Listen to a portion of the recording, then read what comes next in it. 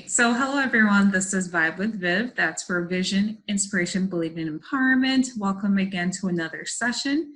Today, I'm welcome to have Alex. He's another relationship coach, and we're going to be diving into some questions that have been pressing on women's mind when it comes to relationships and finding love and healing. As you already know, I work with women who are, trying to heal after going through a breakup, regaining their self-worth, forgiveness, and just come to terms with who they are again after not being in a relationship. So today we're going to be discussing some topics on the man's perspective when it comes to finding love and healing, and how that may help some women who are trying to navigate these things as well. And I am here with Alex. I'll let you introduce yourself, Alex. Yes, hello. My name is Alexander Young. I'm originally from Chicago, Illinois. I live out here in Fort Campbell, Kentucky. Yes, I'm a veteran. And, I'm a relationship coach by passion because I figured that relationships need to get back to the basics of knowing what it means to have a solid foundation. So basically, I like to help relationships be fulfilled and people fulfill their vision for the relationship. So that's one of my main goals. That brings me, so when it comes to relationship and, broken heart and cheating, it sometimes appears that men cheat more from, kind of what society makes it appear. So would you agree, disagree, and why do men cheat? Okay. Oh boy. Uh, on that note, I'm going to have to say that is a 50-50 statistic Mm. because both men and women cheat. You know, there's no real reason to say why men cheat because everybody cheats for different reasons. So I can't just put one notion out there, well, this is why men cheat. One of the biggest things you can say is that, you know, some guys, I'll put it like this, some guys see another woman, they're not attracted to they're not attracted to the person they're with no more, so they find somebody else that they become attracted to, and then they keep going, and they find somebody attractive. Another reason why is because then it's a thing of vengeance where they girlfriend cheat on them, so they go out and cheat because it's still the same thing.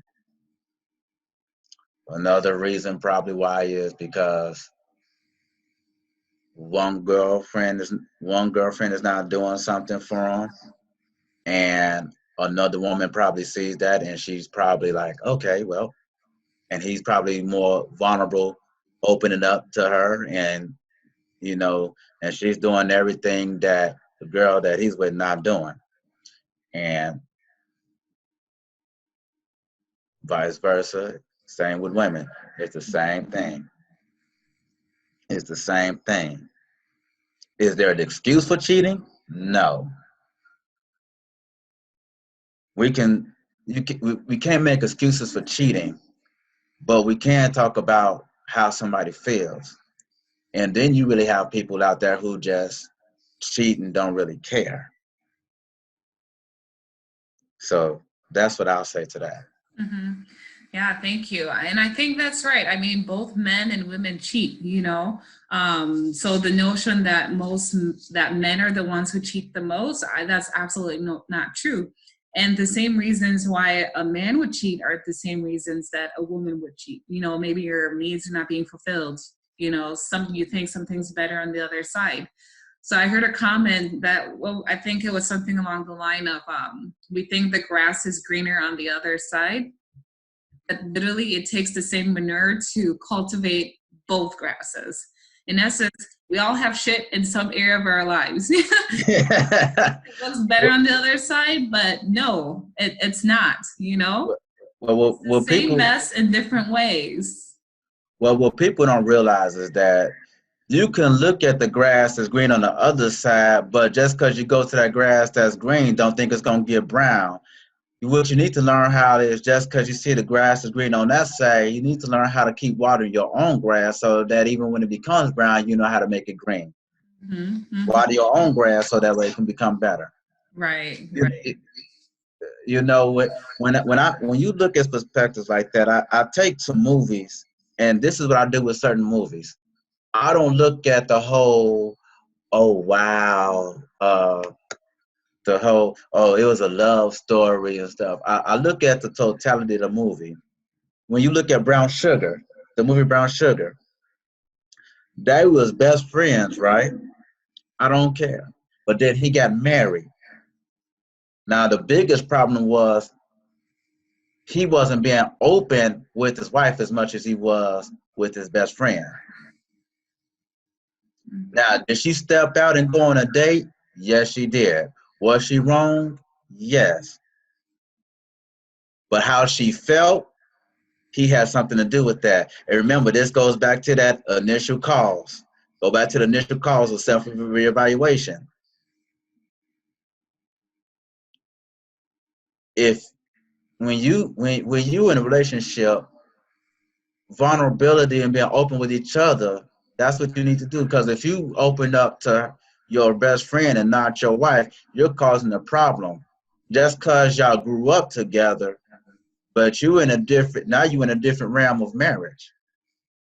And then the same thing goes if you saw the movie. Now, I'm not talking about the movie Temptation, but to play the marriage counselor. She stepped out, cheated, had an affair.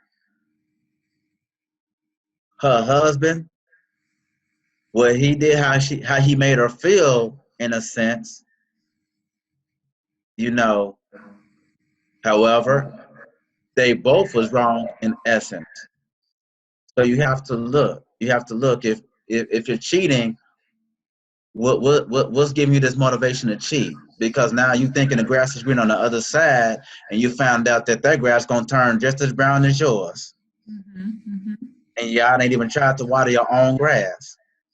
So you have to look at things like that, and not just one sided. Right. Yep. It takes two. And it goes the same for both men and women.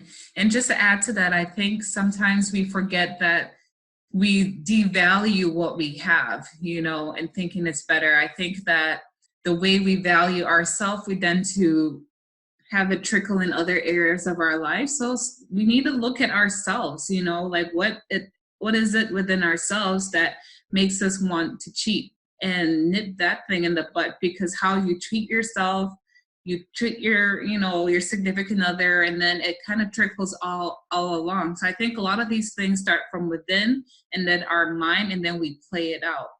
So with that, would you say that is there a reason why it seems like men get bored in a relationship, or they could be in a relationship for a long time and get bored? I believe one of the biggest things with men is that men are always looking for certain things and sometimes not being creative themselves and innovative. Mm. And, you know, say like if the woman is not trying to do anything, you know, to make herself look good for him. And, he's been wanting that for a long time, then he just gonna get bored. You what happens is to get bored is because you get comfortable with this person, but if you're not doing anything to keep the spice up in your relationship, what are you doing? We just sitting here like a bump on a log, hey honey, how you doing? I love you. You know, sometimes we get bored. I'm not gonna say we, cause I don't really get bored, you know. But most men, they'll probably get bored because they don't see no type of excitement going on. And in the essence, and I'm gonna put this out there too, because sometimes we don't even, a lot of couples miss it. Sometimes in the bedroom, it's the same thing. And it's like guys get bored. They don't try nothing new, you know, and it's like, okay, well, I'm just bored because it's the same thing, and they get tired. And sometimes they get bored when they don't really get complimented a lot, because women love to be complimented a whole lot. But as men, we like to get complimented too sometimes. So what do we the question is, what can we do to spice that up from boredom?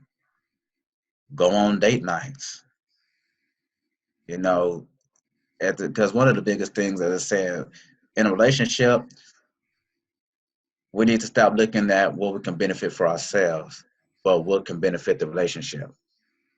Your two pillars holding it up, but what are y'all bringing? What are you bringing? And I think one of the biggest things is that, and it goes both ways, that if we don't see certain things, because men are not essential as women, and most men are not in touch with their essential side. I'm gonna be one to admit, yes, I am in touch with my central side. So I like to see things in a whole lot of perspective. Mhm. So like when you say the word bird, like what do you see right now, Miss Vivian? Is that a quarter?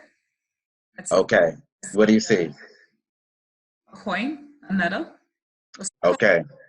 Now stop right there. Mhm. So that's all you saw was the coin. So you kept describing the coin.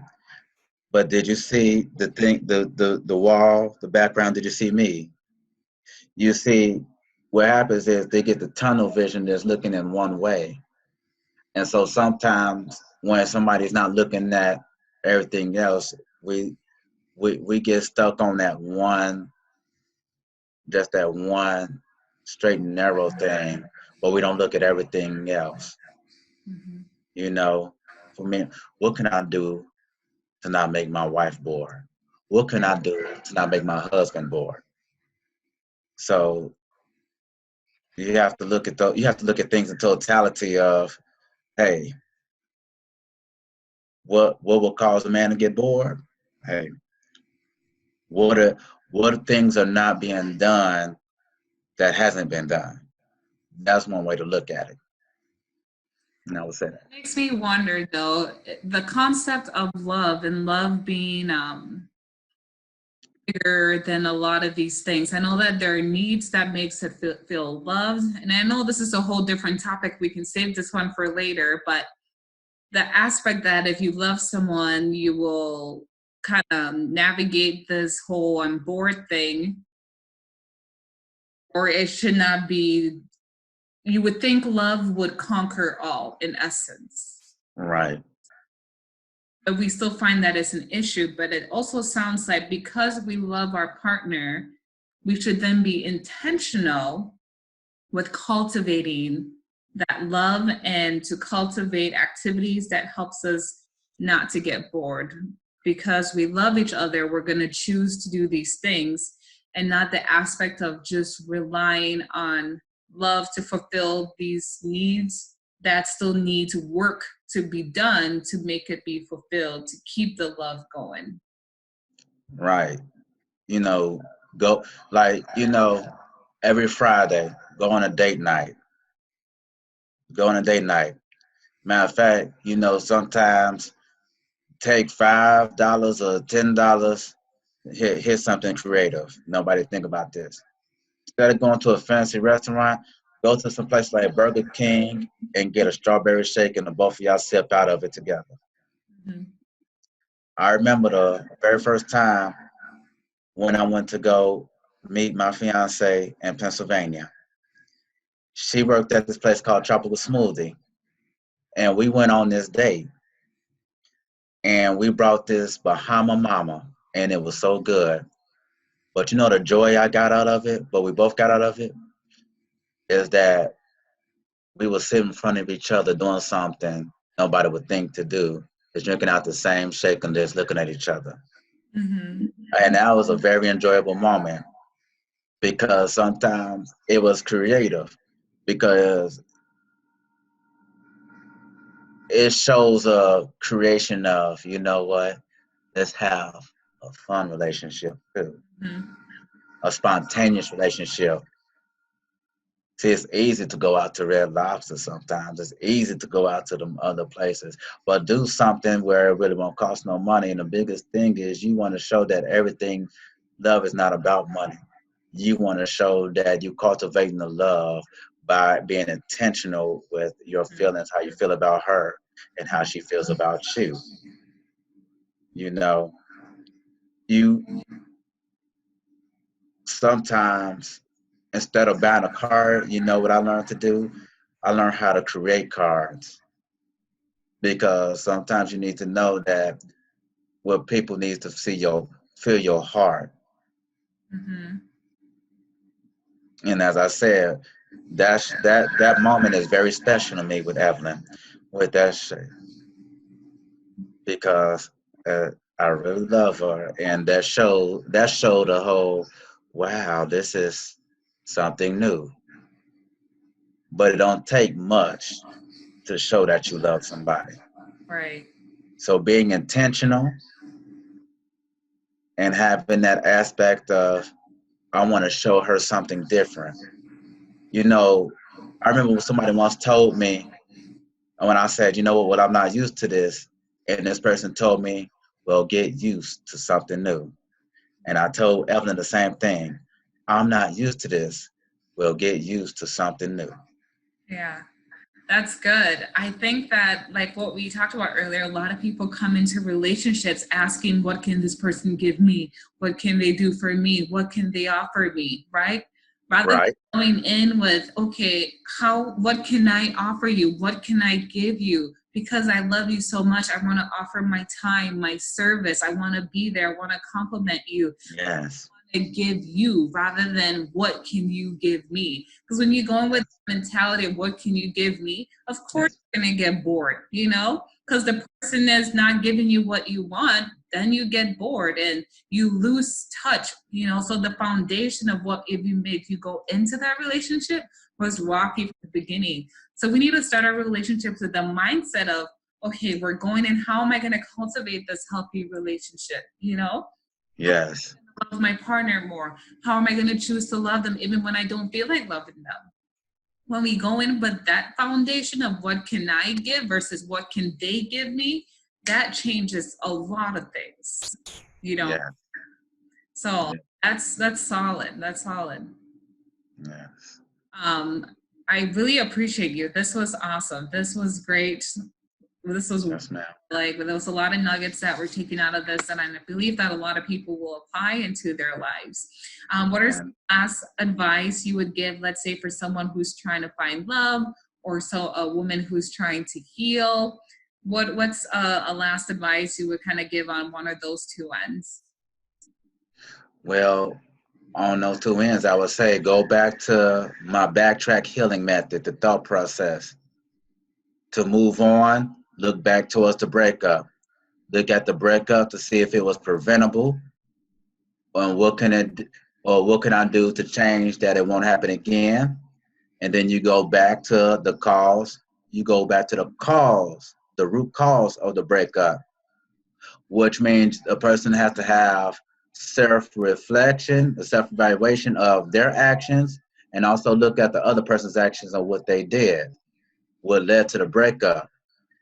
And as I said, is if you get this book right here is a good read. It's called God is a Behaviorist: Status, Marriage, and the Relationship by Shona M. Dennis.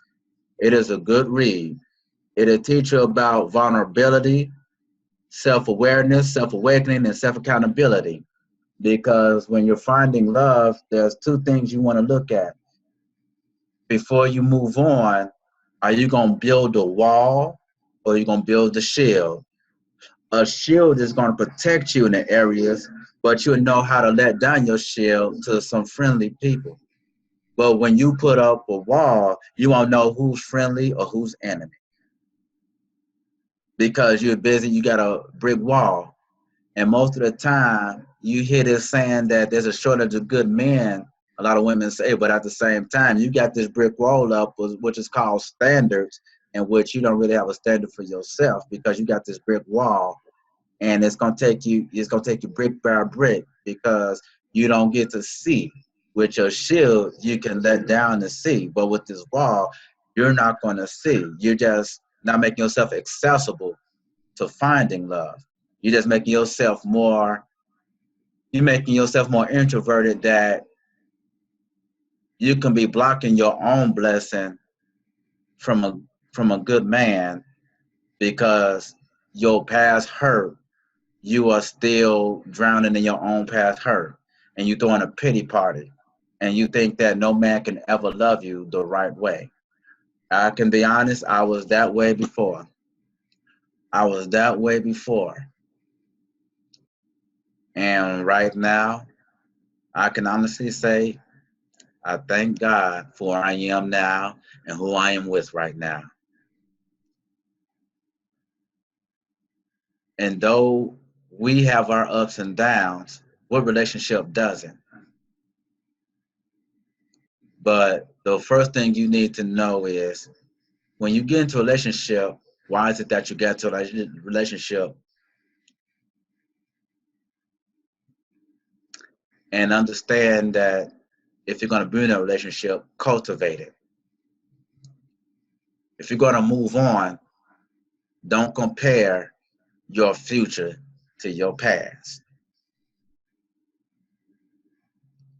Because only thing you're going to do is bring salt from the past. And then when salt comes onto your relationship, you'll have that salt from your past. You'll have that old rusty salt, and you putting on more new salt. And you ain't gonna ever find the sugar that you're looking for. That's good. Thank you. And I appreciate you again for coming on and your time. Where can people find you if they wanted to connect with you? You could find me on Facebook at Alexander Young. You can reach out to me. I'm on Instagram, Alexander Young 163 9461. I'm on. Also, you can email me at alexmyoung55@gmail. That's how you're able to find me. Awesome. Wonderful. And again, anyone watching this, if you are in need of, getting that coaching, whether it's in finding love, healing, definitely hit either I or Alex up. We would be happy to serve you and just to be real and work with you in whatever situation you may be going through. And again, Vibe with Viv Tribe, thank you again for coming on. That's her vision, inspiration, belief, and empowerment. And I hope that through watching this video, you've been encouraged, empowered, and given some steps that you can apply into your life when it comes to finding love and in healing. And have any thoughts on the video that on the topics we talked about today, leave a comment below. I would like to hear what your thoughts are. And until next time, we'll see you soon.